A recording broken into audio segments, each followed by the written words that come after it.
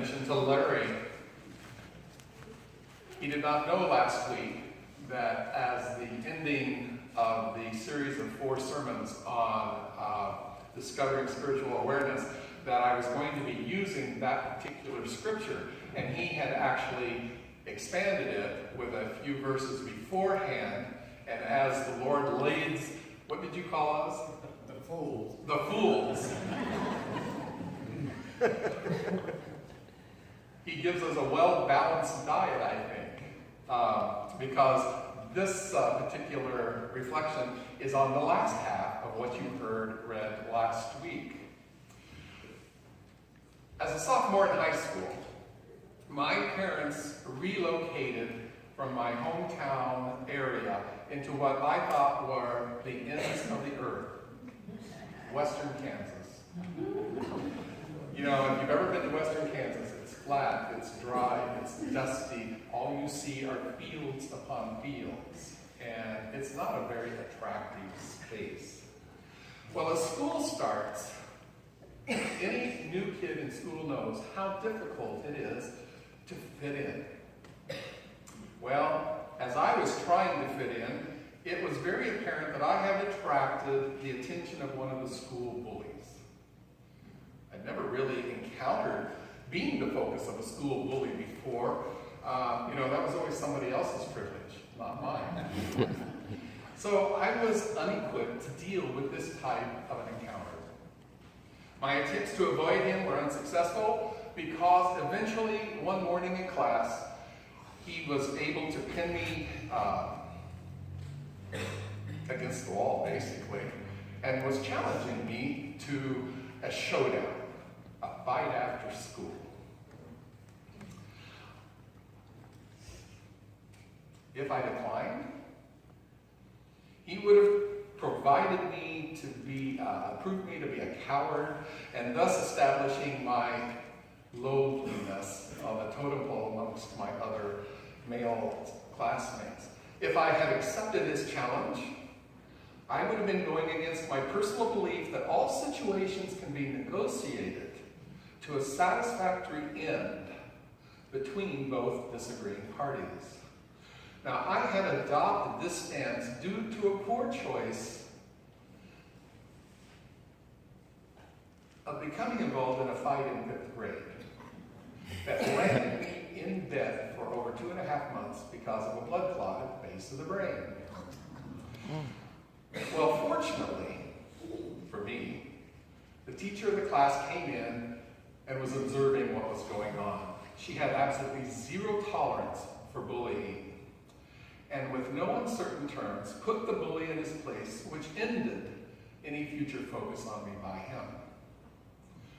But life actually shows us that not all bullies and enemies are so easily dealt with. In this morning's scripture, Jesus brings another understanding of what it means to be living in our God image.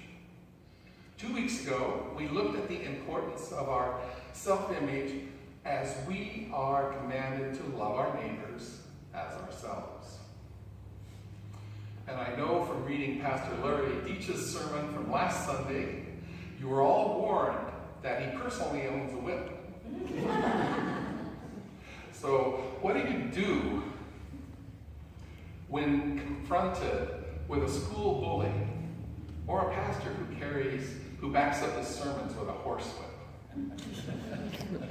The advice that my older cousin gave me was to stand up to the bully, which meant fight the dude. Otherwise, he would be tormenting me throughout my high school experience. But practical experience had showed me that fighting never ends well. How do we handle bullies? Who threaten world peace? Men like Kim Jong-nam of North Korea. Do we fight? Do we negotiate? Or do we just step down and allow them to destroy world peace? Or how about the Middle East, where bullies could bring global conflict? President Teddy Roosevelt used to say, "Speak softly, but carry a big stick." Yet, is that the advice Jesus is telling us this morning in our text. To be very blunt, I think most of us don't believe in what Jesus is saying in this passage. We most generally brush this teaching off by rationalizing it as it's a nice goal or it's a good object to work toward, but to see it as not practical advice. Think back to how we as a country reacted when attacked by terrorists in 2001 on September 11th. The majority of the evangelical Christians were trying to retaliate, which led us into a 13-year war. We see the results of an eye for an eye between the Israeli and the Palestinian governments. We see Russia escalating its nuclear armament once again. Our defense budget makes up the largest percentage of our national budget. Sensible gun laws in our country are resisted while death by gun continually is on the rise. The awareness of enemies is not just worldwide, but also on the rise within our neighborhoods. Surely it is impractical to follow what Jesus is saying in Matthew. What would Jesus know about violence?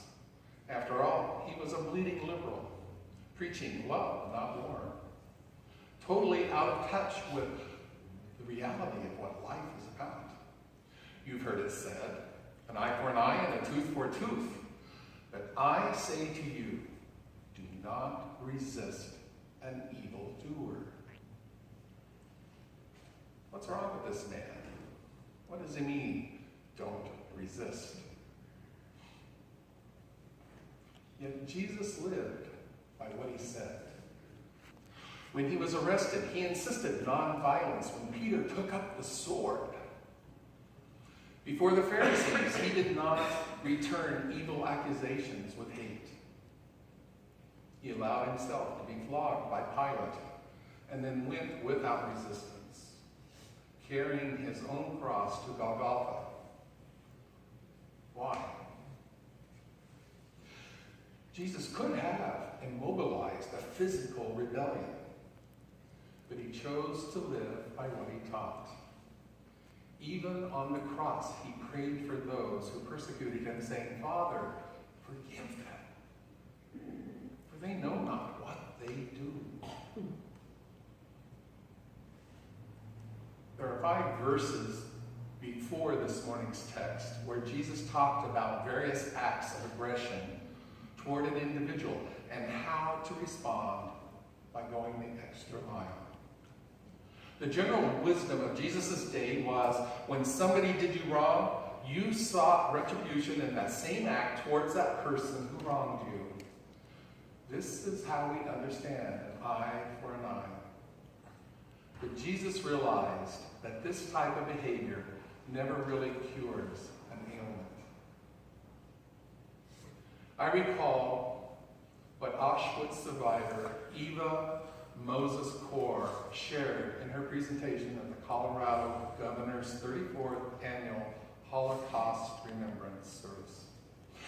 Eva said that even though she had been a prisoner at Auschwitz for only 2 years, she had spent the next 45 years as a victim and prisoner of the Nazis.